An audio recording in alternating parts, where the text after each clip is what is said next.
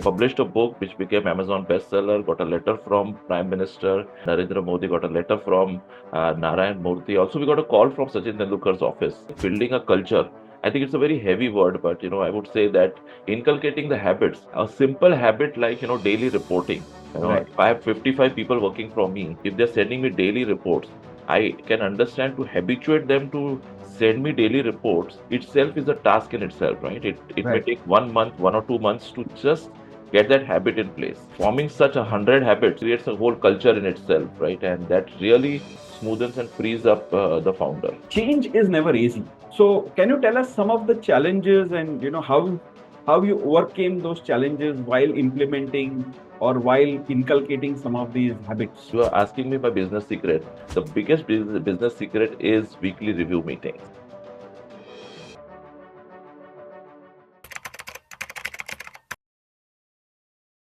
Good afternoon and welcome everybody for the 39th episode of Business Networking with Vipul Bondal podcast on Thinkly Talks. One of the questions which a lot of people ask me is, do you know all these people that you invite on your show very well? Are they your friends?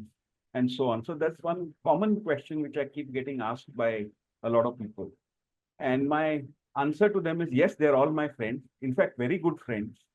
Many of them are friends whom I can maybe call even at 2 in the morning and they'll still respond. And it's a pleasure because most of them are extremely successful in their businesses. Some of them are market leaders and doing extremely well. And their stories, I believe, are inspiration for a lot of other people to follow.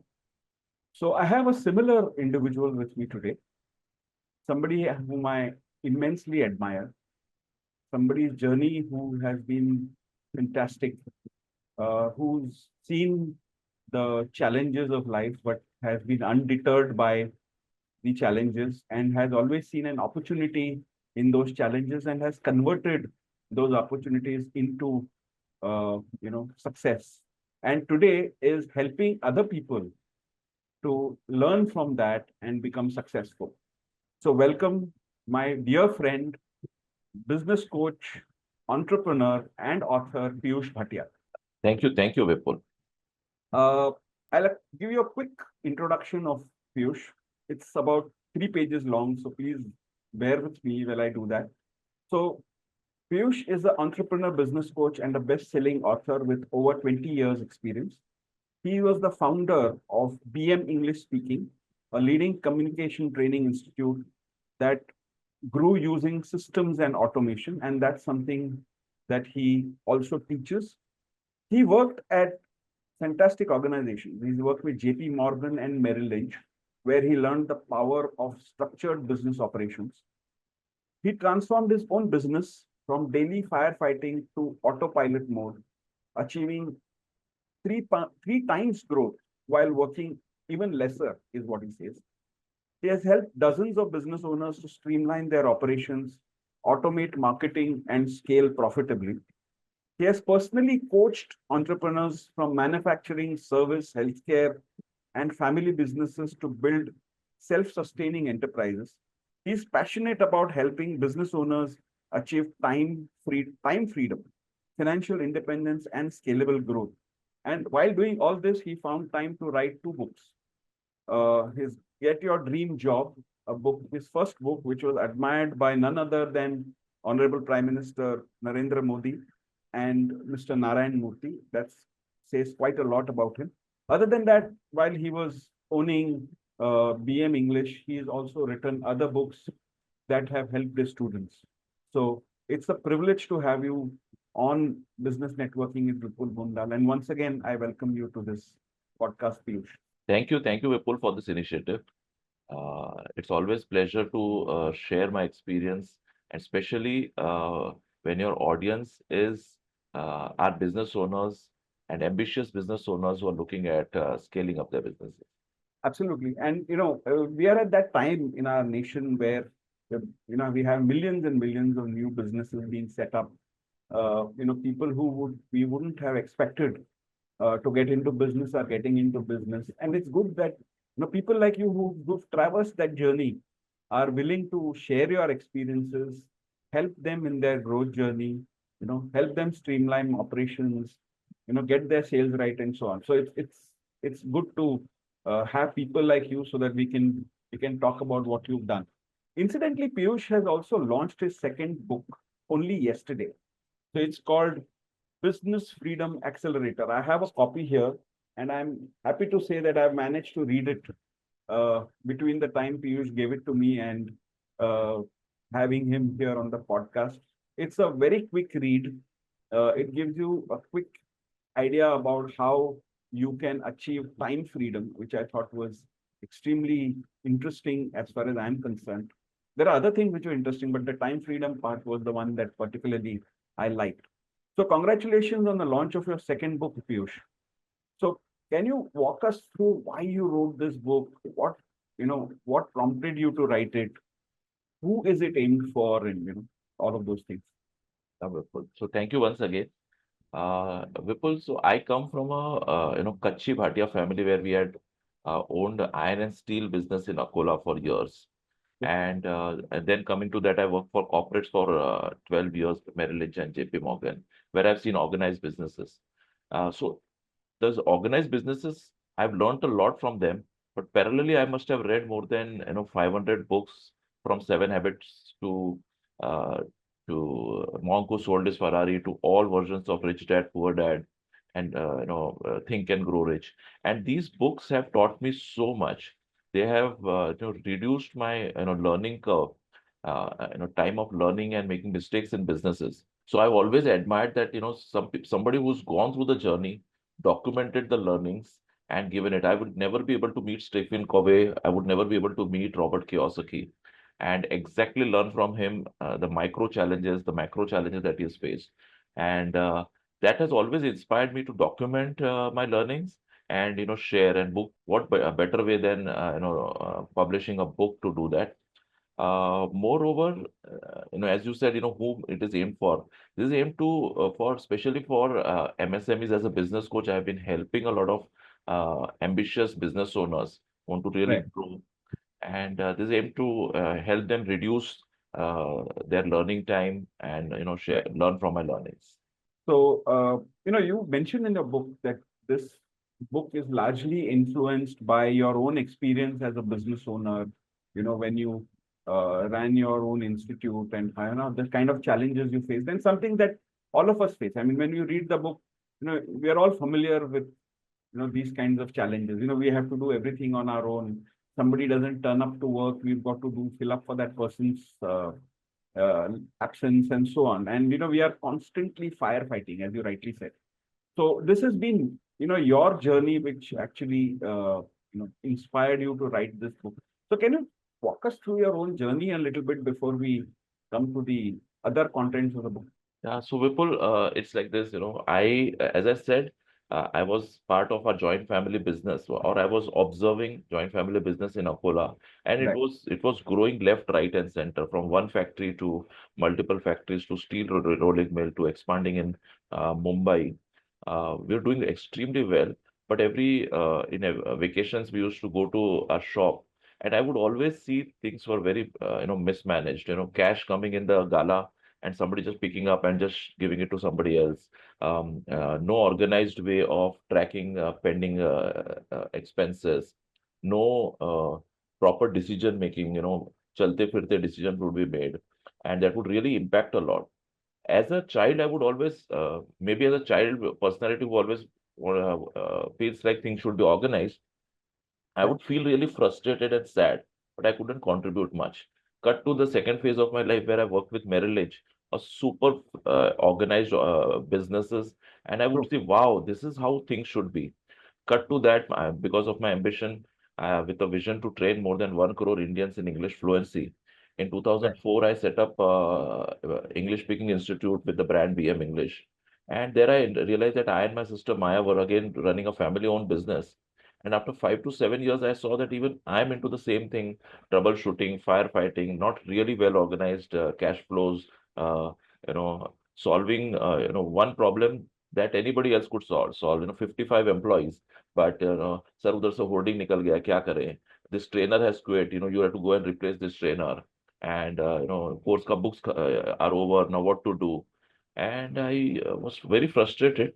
Then I got in touch with Neeraj Shah, who brought BNI in India, and he started a course of business coaching where he himself brought in his credentials, where he set up 500 BNI chapters in India.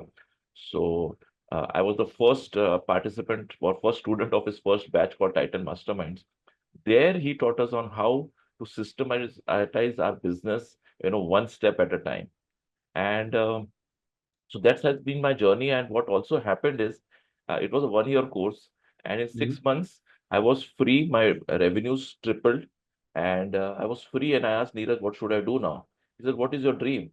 So I said, my dream is to, write a book. He said, okay, go ahead, write a book. I published a book which became Amazon bestseller, got a letter from Prime Minister Narendra Modi, got a letter from Narayan Murthy. Also, we got a call from Sachin Tendulkar's office. Okay. Yeah, so it sent it to a lot of celebrities and important people. So, and then I was free. And not only that, post lockdown, I personally did not want to run a brick and mortar business, but there was a team who was willing to take over that business. So, since Okay. the entire processes were documented, SOPs were in place, and also the culture to follow the SOPs was in place, I could very easily, swiftly hand over the business to another team who was willing and capable of taking over that business. So that has been Okay. my journey so far. Wow. So you actually built the team, built the culture, built the SOPs, and made sure that your business was transitionable. So it kind of outlived you in that sense. I mean, Right. you're always obviously always there if they need any help, but they're running the business on their own now, right? Yeah. As we say, no, Vipul, we say building a culture. I think it's a very heavy word, but I would say that inculcating the habits, a simple habit like daily reporting. Right. If I have 55 people working for me, and Correct. if they're sending me daily reports, I can understand to habituate them to send me daily reports itself is a task in itself, right? It may Right. take 1 month, 1 or 2 months to just get that habit in place. And Right. and forming such 100 habits creates a whole culture in itself, right? And that really smoothens and frees up the founder. Correct. So, change is never easy. I mean, anything that we need to change causes difficulty because a lot of activities that we do in our business, even in our daily lives, it's all linked to each other, right?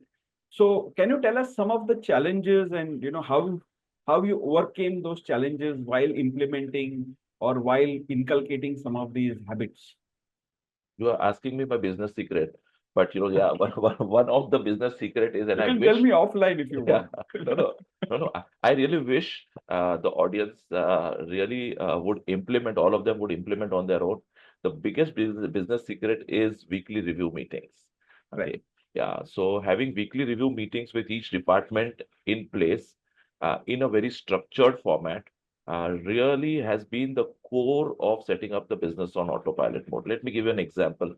So let's say we had a team of 22 trainers, teaching spoken English.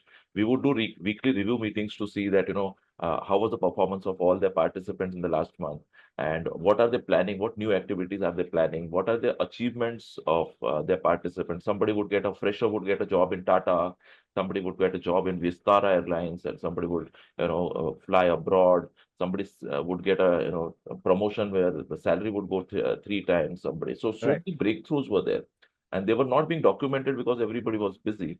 So getting this weekly meeting in place for all departments, it may be account, it may be finance, it may be operations, customer service, sales, marketing, has been the core of freeing up time for me and helping me to look at what next in the terms of in case I want to take care of my hobbies, like if I want to play badminton at 2 o'clock in the afternoon, I could go to badminton court and play badminton, or I want to travel abroad with my family and take care of, or scale up business and, expand through the franchisee route.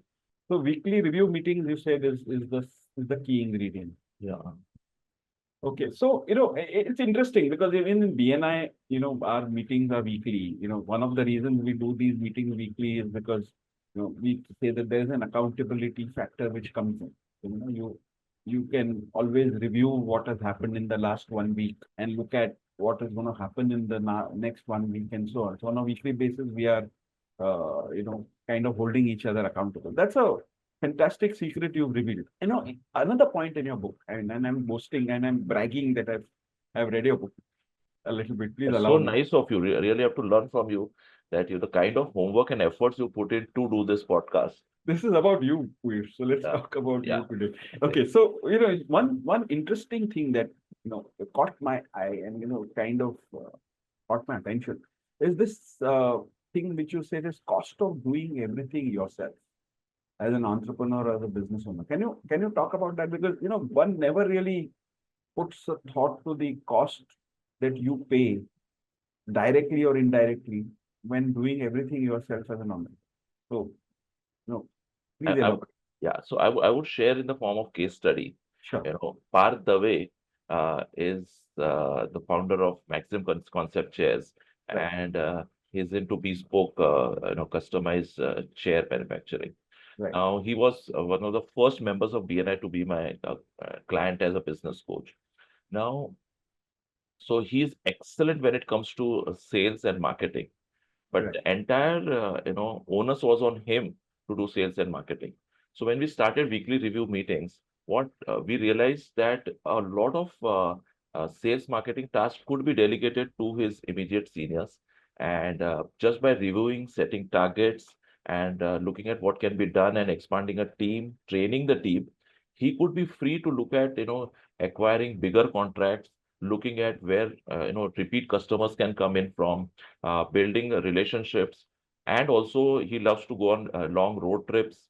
He loves to vacation a lot in Turkey and all. So he could find time for that. Look at Right. growth of business.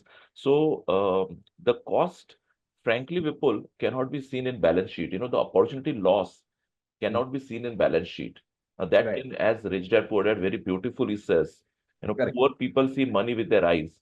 कि मेरे bank में इतना पैसा है, that is what the money is. This money I have, this is what the money is. But rich people see money with their mind. And the kind of Right. opportunity that Parth has, or the total addressable market that you, I, and each entrepreneur has, is such huge market, and we are Right. not able to encash that because of being too busy in troubleshooting and firefighting. And Parth Mm. could easily do that, break over that, set up a team, train his team, and work on and get breakthroughs. So, yeah, I mean, I've had a chat with Parth, and I've seen the vast difference in his approach. Let's say a couple of years back to versus that today. Yeah. So, there are some other systems and processes that you've spoken of, right? I mean, one of the obviously the most important thing is weekly review meeting, but then you said talked about systems and processes for other things. So do you want to talk about that? Let's say for sales and marketing or for cash flow and so on. Yeah. So another that I would like to talk about is delegation. And here Right. I have a different case study, a unique case study, where I had clients called Dr. Mohan Raut and Mugdha Raut, and they are reproductive immunologists, and they had a very unique therapy for fertility treatment. It was patented, and they have been Right. my client for last 4+ years. Right. So now, how would a doctor delegate? They had their own hospital where pregnancies were taken care of. At the same time, they wanted to focus their attention on marketing and creating awareness about LIT therapy, as they call it. Mm. Now, what happened is when we started business coaching, I think we identified that one of the biggest challenge for subject matter expert is delegation. How would they delegate a skill of a doctor, of a physician? But what we did is, we did a lot of brainstorming, we did a lot of discussions, and we realized that they could actually delegate the entire hospital to an RMO. Really? Okay. Yeah, That's interesting. and they identified actually, after a lot of discussions and brainstorming, we realized that they have a doctor who has been with them for last more than 2 decades. Okay. So they identified, they signed up a contract, and the entire business of running a hospital was delegated in the first year itself to to this doctor and the entire team. And then they could then focus on setting their marketing and sales on autopilot, which eventually meant that creating reels, doing a lot of social media content, going LinkedIn live, and doing so many other activities. So delegation, is possible for even subject matter expert. That was the learning for me as well as I've been working with this. Fantastic. And I mean, one really associates things like these, medicine and so on. It's a skill which remains with the person and then passes on. But I didn't know you can actually uh, create SOPs around that. And well, that's an interesting case study that you have highlighted. You've also talked about automating sales and marketing efforts, and I'm from the sales and marketing side of things. That's of particular interest. So, uh, can you talk a little bit about how you can automate your sales and marketing? If you have any ideas for PR also, you can share them so I can benefit as a result. Uh, so nice of you. So, working with ambitious business owners, I've realized that when it comes to, organizing sales and marketing, the first question here when I ask them is, what are your sales target? Do you Right. have your numbers in place? Most of them say their numbers are not there, not written anywhere, either electronically or in physical. So first of all, setting up targets. Also, then how do you set up targets, which I learned beautifully from Neeraj Shah, is how to set up targets. There's a technique called MAT technique, minimum, achievable, and dream target. So setting up the right targets such that they are not too fancy targets. At the same time, they are not very reasonable targets where it's just that you are achieving the same revenue or numbers. So that's one. Setting up targets. Then second is looking at what are my conversion rates, looking at how I can enhance, how I can get repeat business for my clients. Also, weekly review meetings where play a very important role in automating marketing and sales activities. Also, social media, when it comes to marketing, media plays a very important role. I'll just share a couple of examples. Dharmesh Jain is into Windows manufacturing, Right. mock-up Windows, and his brother Jay Jain. They have been my clients. Now, for them, they have organized a Windows manufacturing business, which is typically a brick and mortar business, and they wanted to market themselves and position themselves as a leading brand. So what we did for them is we said, okay, fine, good. We are setting up SOPs for basic supervision, inventory, accounts, and all. But at the Right. same time, for marketing, when we wanted to set their marketing on autopilot. One of the challenge that most business owners face is they don't have time to create content for social media. Hmm. So one of Yeah. the technique we used is creating content in batches. So once you create content in batches, you create content for at least 10 days at a stretch, sit on it for once, dedicate 3 to 4 hours, create all the content, check through everything, and schedule the content. So what remains is just replying to comments and replying to the kind of inquiries that one receives. So this technique of creating content in batches has helped. Also, reviewing constantly has been helping, and coming up with new ideas, which set yourself, your unique selling proposition.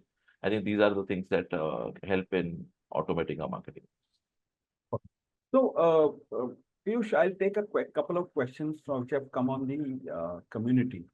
So there's a question from Meera Sawan, which I think is uh, pretty relevant at this point of time of the conversation. So Meera's question is, how can small businesses leverage automation without significant upfront investment in tech or resources? So what she means is, company is already running in a certain way. Yeah. Investing in new technology or getting new people might not be possible for that business. So how does a company of that nature, you know, automate what they do, or how can they do that? Yeah. So my experience of working with MSMEs is one of the major challenges they face is in sales and marketing. Right, One of the So if we can address that using very cost-effective tools, so there are do lead management and to improve the sales efficiencies. I think that is the first thing they should be focusing on. right, There are a lot of CRMs available in market which are very cost effective, extremely cost effective. So right, the founder should be start using that, because the moment it comes to using a CRM, the entire lead management gets documented. It's very easy. It's time saving to monitor them and be effective and increase the conversion rates. So once That is taken care of. Second is use of social media. Now, social media, all the platforms are free.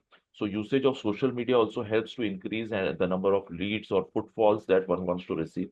Once that is set up in place, so that is tech itself. Using that tech, marketing and also sales monitoring. If the founder is not really good at sales, Right. every founder has its own personality. Is not good at sales or is very good at sales, get delegate and create a sales team and monitor and improve their performance. There are a lot of different ways in helping our sales team to improve their performance. It's not Mm. only sending them to expensive sales programs, but it's sitting Right. with them, doing role plays with them, identifying what are the sales objections that they are facing. I Mm. may find it very stupid or novice to deal with a small Right. challenge that a client is facing, Correct. but my team will find it huge. Removing these bottlenecks, helping them train and work with them on improving the conversion ratios. So all in all, doing that sales and marketing, revenues will start flowing in, and then go for any additional investment that is there. Interesting. So, initially, of course, it obviously means a lot of time Yeah. needs to be invested by the entrepreneur to develop these sales and marketing or all of these habits. Right? Yeah, Vipul, we need to find time to automate our business so we have time freedom.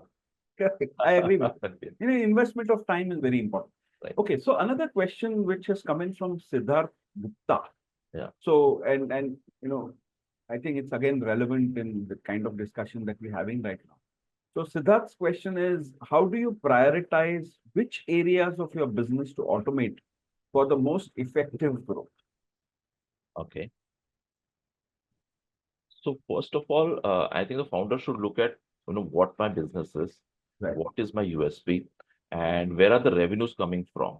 Ideally, I would always recommend founders to focus on income producing activities and not focus on non-income producing activities. So, Right. for example, I have another glass manufacturer as my client, Mhm. and so he's excellent when it comes to glass manufacturing, delivering, and all.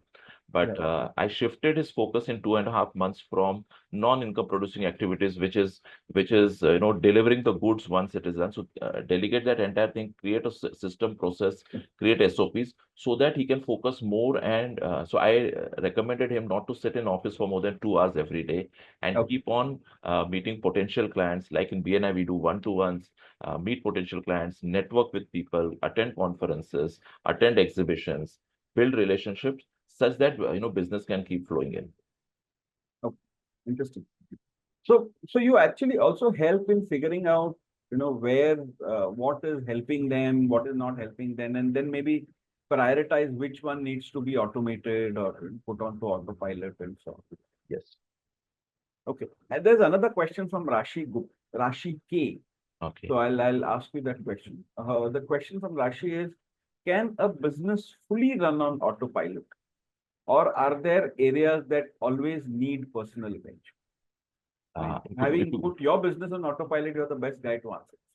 so my answer is yes and yes. Okay. Okay. Yeah. So mine was a services business, right? Now, services business putting on autopilot is a task in itself. When it's the product business, you can have SOPs for all assembly lines and all team members. But my answer is a loud yes. But it depends on how committed the owner is. There are, of course, a lot of challenges. Like there might be attrition rate, there might be issues of trust, there might be issues. So a lot of different issues will be there. So you see, Vipul, tell me of one business which a large corporate is not doing. We can look at case studies like Ola. We can look at case studies like Amazon. They all have hundreds and hundreds of issues, but they've really automated the entire businesses. They're really working with the challenges at the ground level and operating. But if you could ask Rashi what business she is into, or specifically if we could discuss, Sure. yeah, yeah. So we can do that. Yes. Okay. So you've helped a lot of young business owners, to automate their business, autopilot their business, build scale, you know, in your journey in the last 4 5 years, ever since you've become a business coach. So can you walk me through one or two of your favorite uh, case studies, because that will kind of give us a flavor of, and I mean, choose maybe two different industries, or one services business versus one manufacturing or something like that, to give us a little flavor of how you engage with them. Yeah. So there's a chandelier manufacturer who is kind of a startup. He's again a Right, member of our chapter in BNI, Pinto Chaurasia. Now, now his challenge was that how do I, it's just a startup. How do I get my business? So right, we sat across and we first finalized, okay, now what is the kind of target that he wants to work on? So he said, okay, the way I want to work on is I want to generate, let's say, 1 lakh of profit a month. So we did reverse engineering and we said, okay, for 1 lakh, how many leads you need to? So what is your average customer, value? So he says, okay, average customer value is, let's say, 25,000. How many customers would you need in a month? He says 4. For that, what is the conversion rate do you have? So we work backwards and we realize that he may need around, 60 to 70 leads. For 60 to 70 leads, how many gate crashings he has to do or how many leads he has to identify.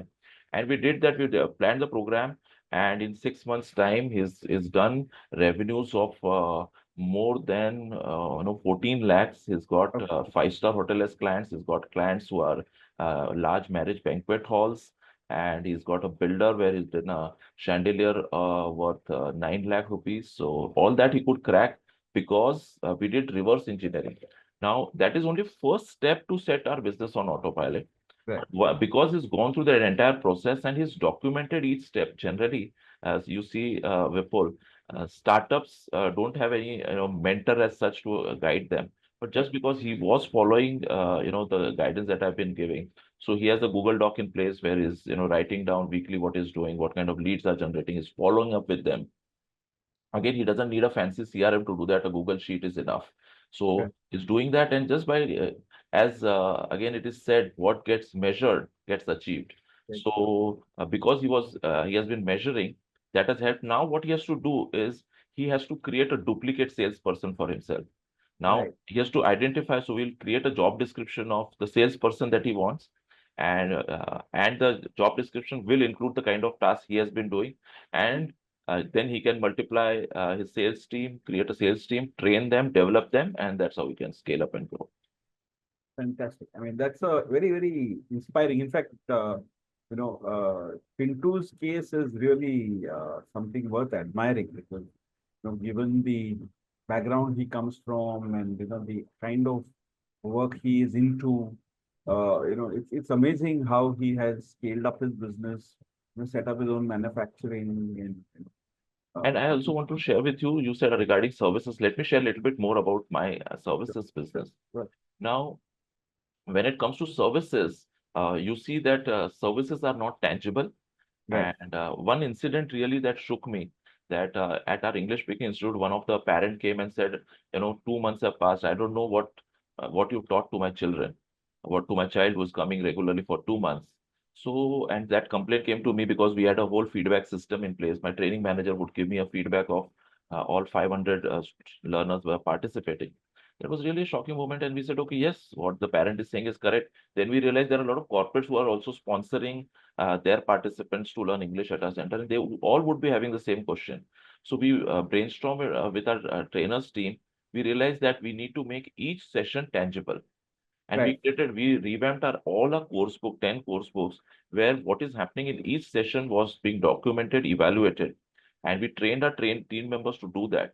Now, people, what actually happened is now our business became tangible.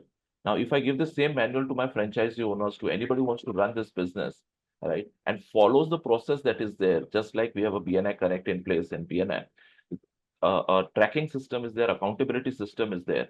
So anybody who can see that what is written, so knows that the trainer is at fault, the participant is at fault, the participant has not been regular, or the trainer has not been correcting the mistakes, then accountability is there. Now, this is how this one aspect which helped my entire service to be upgraded to the really next level. None of the institute, I'm sure, in India is tracking what's happening in each session right. of an English speaking course. So that so once you make the services tangible, publish books, create podcasts, create video lessons, all that is tangible, and that can be run on autopilot mode.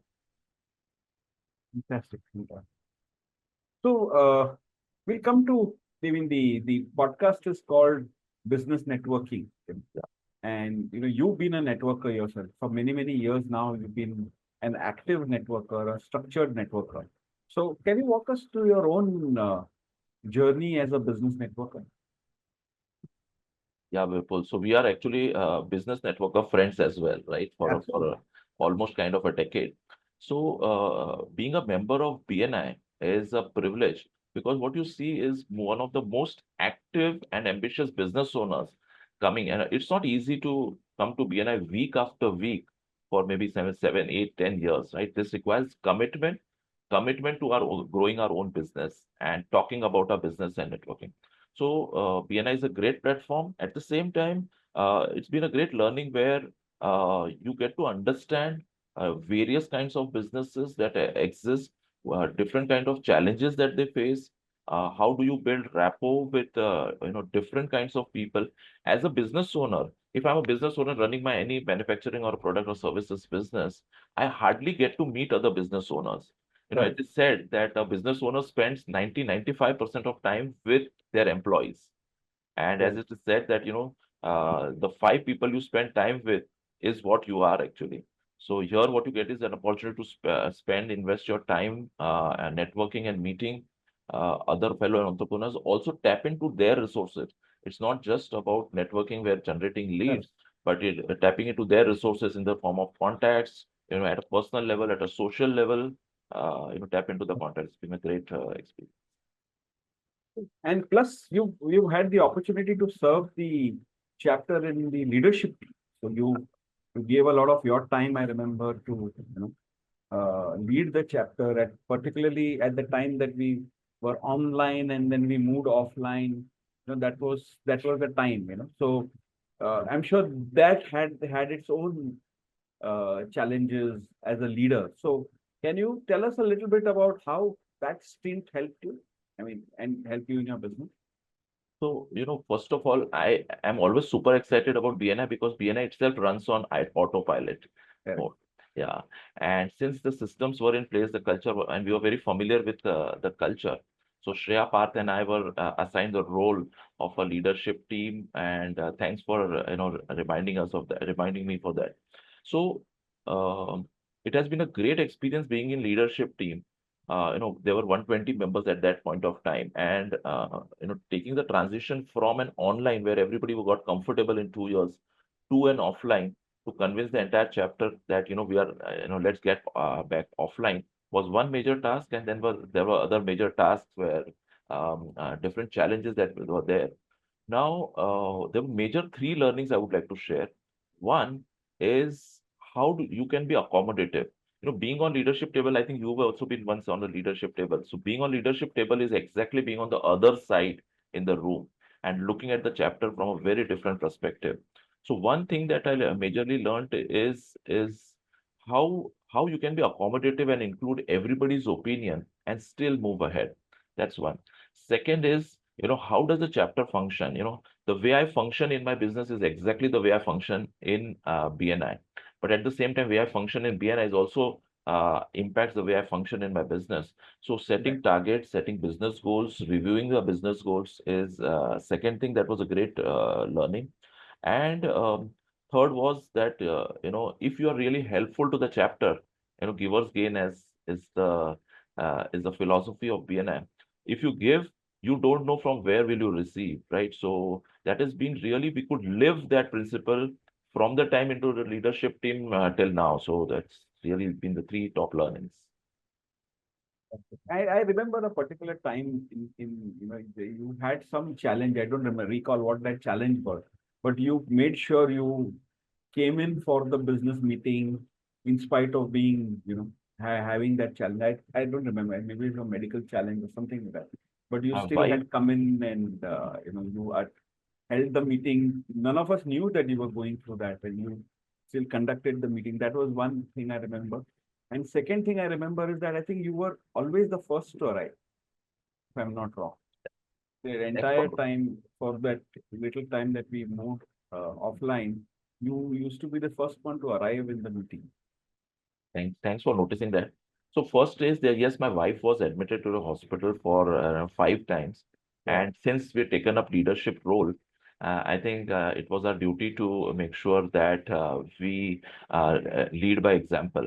And yeah, there were challenges, to stay with her at the hospital, at the same time manage the work. And our team also did a great job in helping me to smoothen my work. And also, but it was a privilege, I think, so to work in the leadership team, and I didn't want to lose that opportunity to serve the chapter. Yeah, so it has its own, satisfaction of working for the chapter. And you started something very interesting, which I mean, I had the opportunity to help you with, was to appreciate the small things that people do. Yeah, We appreciate the big things, but right.